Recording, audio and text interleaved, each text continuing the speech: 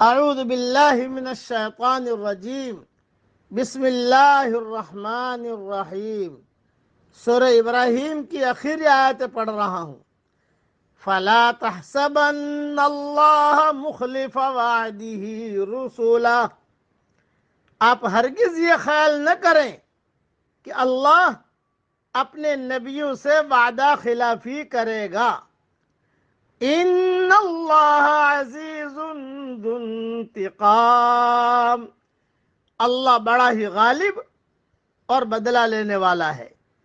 یوم تبدل الارض غیر الارض والسماوات وبرزوا للہ الواحد القہار، جس دن زمین اس زمین کے سوا اور ہی بدل دی جائے گی اور آسمان بھی، اور سب کے سب اللہ واحد غلبے والے کے روبرو ہوں گے۔ وَتَرَى الْمُجْرِمِينَ يَوْمَئِذٍ مُقَرَّنِينَ فِي الْأَصْفَادِ، آپ اس دن گنہگاروں کو دیکھیں گے کہ زنجیروں میں ملے جلے جکڑے ہوئے ایک جگہ کھڑے ہوئے ہوں گے۔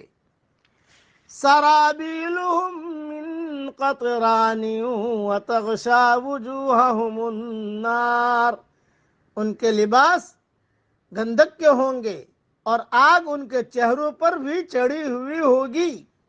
لیجزی اللہ کل نفس ما کسبت، یہ اس لیے کہ اللہ تعالی ہر شخص کو اس کے کیے ہوئے اعمال کا بدلہ دے۔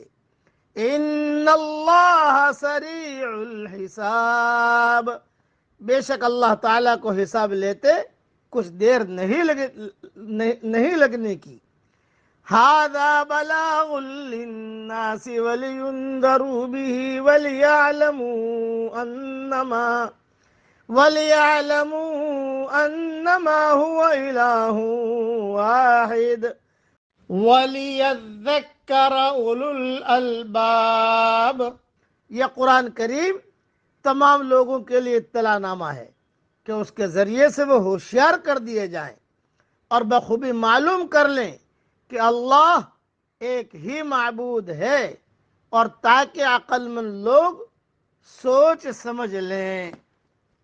اس کی تفصیل اور تفسیر انشاءاللہ ریاض التفسیر میں دیکھ لیجئے گا۔ اللہ تعالیٰ توفیق دے، زندہ رہا تو انشاءاللہ وہاں لکھ دوں گا۔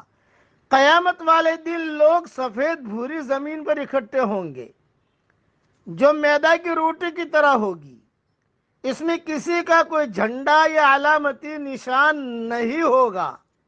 حضرت عائشہ رضی اللہ تعالیٰ عنہ نے پوچھا کہ جب یہ آسمان اور زمین بدل دیے جائیں گے تو پھر لوگ اس دن کہاں ہوں گے؟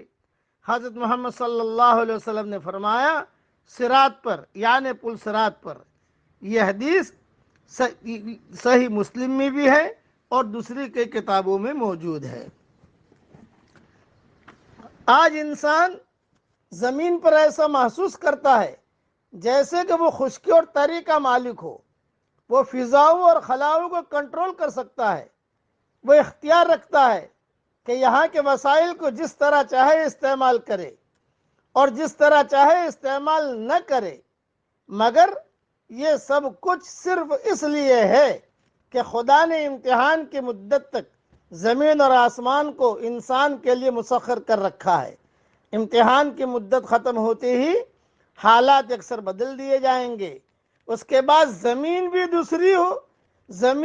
دوسری زمین ہوگی اور آسمان بھی دوسرا آسمان۔ انسان اچانک اپنے کو ایک اور ہی دنیا میں پائے گا، جہاں آدمی اپنے آپ کو حکمراں سمجھتا تھا وہاں ساری حکومت صرف خدا کے لیے ہو چکی ہوگی۔ جہاں ہر چیز اس کے حکم کے تابع تھی وہاں ہر چیز اس کے تابع داری کرنا چھوڑ دے گی۔ موجودہ دنیا میں جو لوگ بڑے بنے ہوئے تھے وہ اس دن بے بس مجرم کے روپ میں نظر آئیں گے۔ جو لباس آج جسم کو زینت دیتا ہے وہ اس دن ایسا ہو جائے گا جیسے جسم کے اوپر تارکول پھیر دی گئی ہو۔ پر رونق چہرے اس دن آگ میں جھلسے ہوئے ہوں گے، اور یہ سب کچھ ان لوگوں کے ساتھ ہوگا جو دنیا میں خدا کا بندہ بن کر رہنے پر راضی نہ ہوئے، جنہوں نے خدا کی طرف سے ہونے والے اعلان کو نظر انداز کیا۔ عقل مند کے لیے اشارہ کافی ہے۔ اللہ تعالی ہم سب کو صحیح سمجھ عطا فرمائے، آمین۔ وآخر دعوانا ان الحمد للہ رب العالمین۔